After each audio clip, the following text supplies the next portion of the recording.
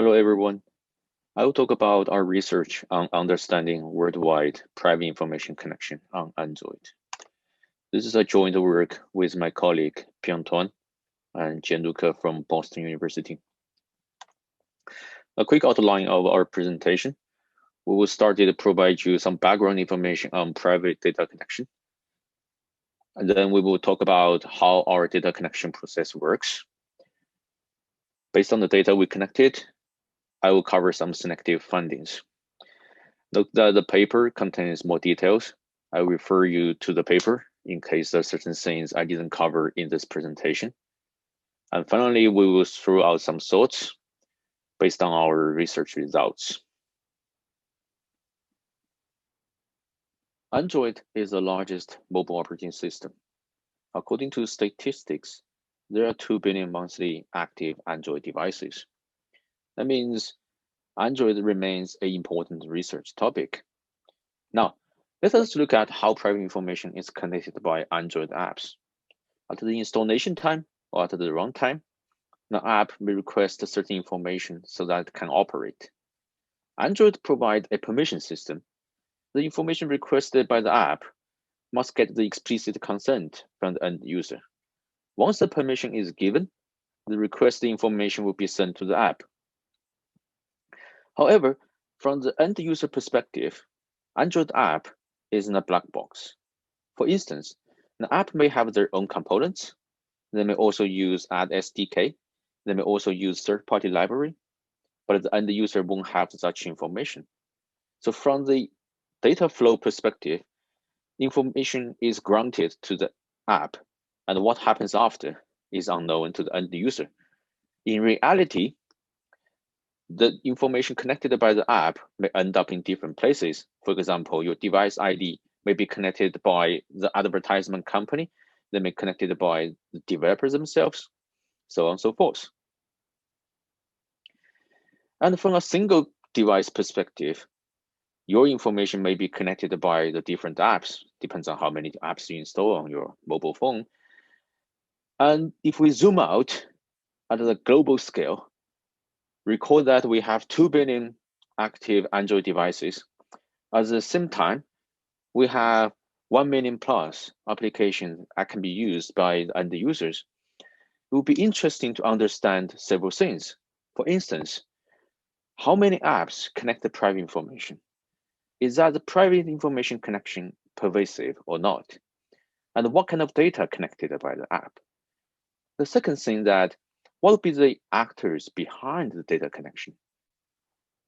So for example, we will be able to understand who actually connect, process, may control the data. By leveraging the domain to geolocation mapping, we may be further understand where the data end up with. For instance, the data is sent to the States, or many send it to the European countries.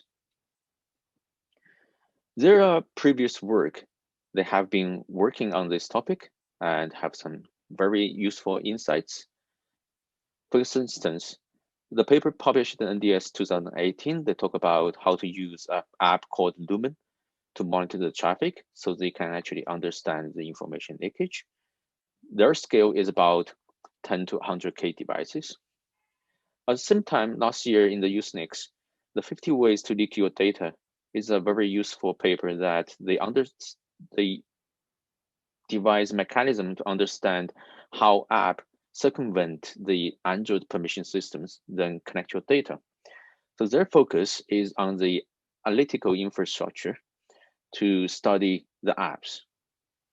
Our motivation is that, can we actually understand the global trend of private information connection using millions of devices at a worldwide scale? To understand the global trend of private information connection, we need data.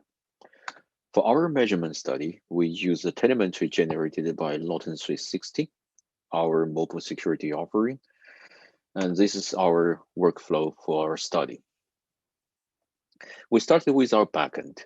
Our backend is an elastic infrastructure that carries out both static and dynamic analysis of Android applications.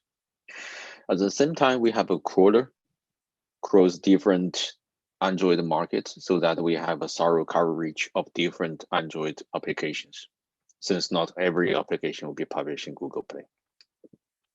Once the analysis is done, signatures are generated and then consequently pushed to the security engine on the device. At the runtime, the security engine will use the signatures to scan all these applications and generate telemetry accordingly. We further enrich our telemetry using app reputation and the results from the virus total to understand if an application is benign or a potentially harmful applications.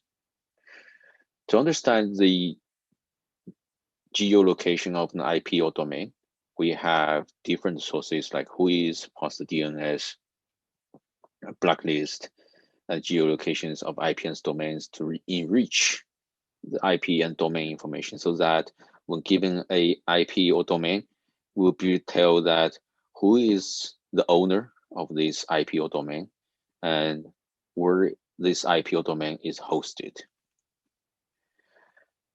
Coming back to the mobile telemetry, to carry out a thorough understanding about the trend, we measure the private information connection for 634 days using 6 billion activity records.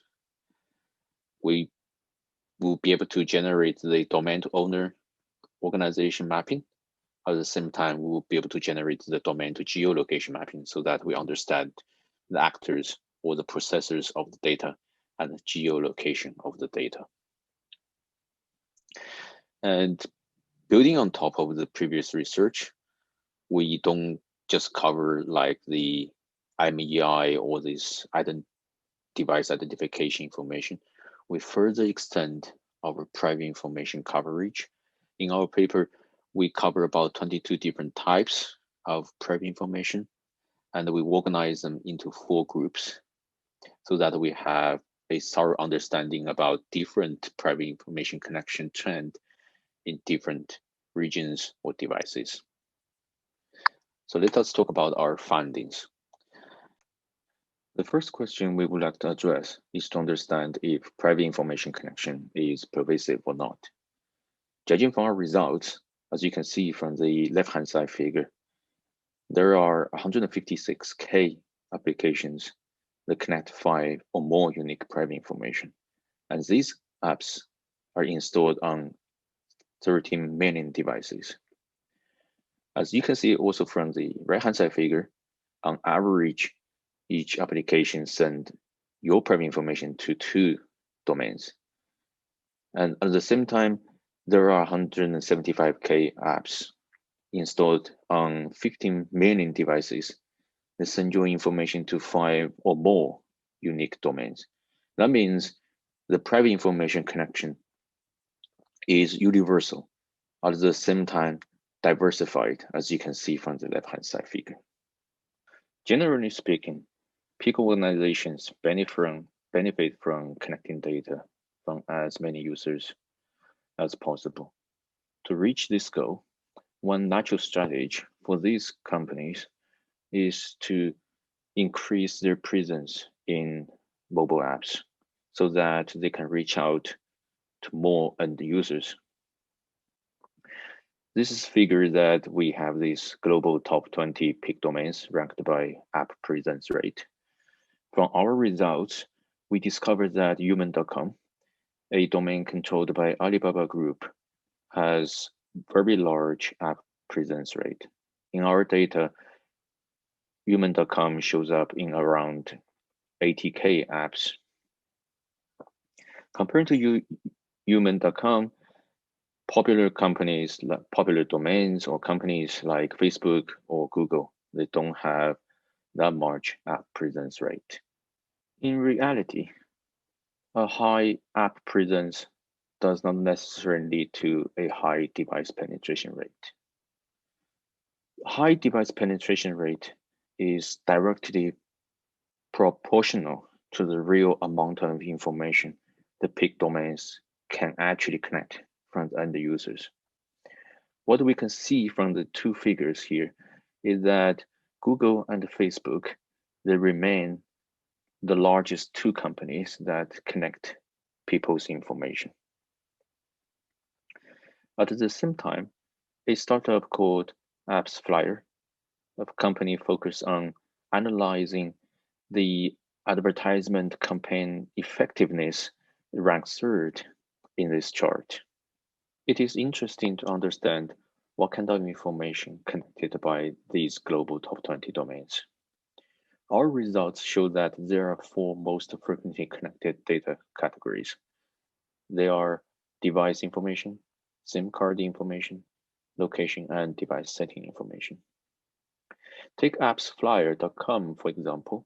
This is the company we mentioned before, a mobile ad attribution platform. We can see that they consistently connect these 4 categories of private information. Our conclusion is that these 4 information enables them to track the end users more systematically. For example, if they track your SIM card information, they can always figure out it is you behind this device, even you change it. Using our own domain to geolocation mapping technology, we are able to tell to which country the information connected by apps were sent to. Our results show that the United States remains the country that hosts significant proportion of the data connected by different apps. And at the same time, China is trailing the States, hosting about 7% of the global private information flow. This figure is 3 times more than what was reported in 2017.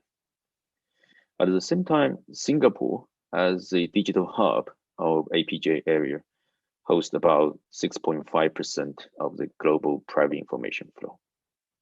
In light of the enforcement of GDPR, we also analyze the private information flow originated from the European countries.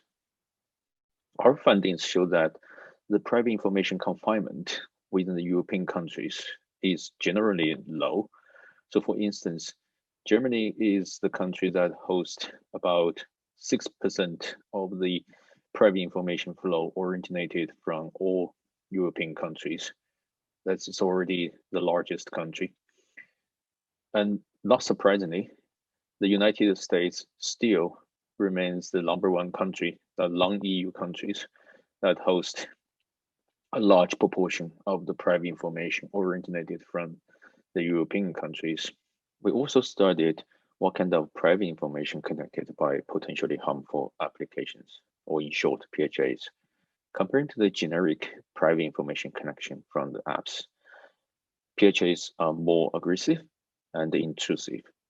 For instance, we observed that PHAs are more into connecting your operator information. At the same time, at the intrusive scale, they want to understand what applications are actually running in your device. We observe that majority of these aggressive PHAs are installed in the North American customers. We observe less in European and Asian devices. Finally, we throw out some thoughts after seeing all these results. The first thing is about the privacy policy. For instance, if an application running in a UK customer and send the private information to the peak domain hosted in the States, the information just cross virtual border. If the privacy policy clearly stated that the private information connected by this app will be sent outside EEA countries, at the same time, they don't guarantee the adequate level of protection of that private information. It remains a question, what would be the after the company connected the data, where the data will be sent to if they decided to share with a third party and they don't provide adequate level of protection. Due to time limit, I will conclude my presentation here. Let us engage both online and offline conversations if you have any questions.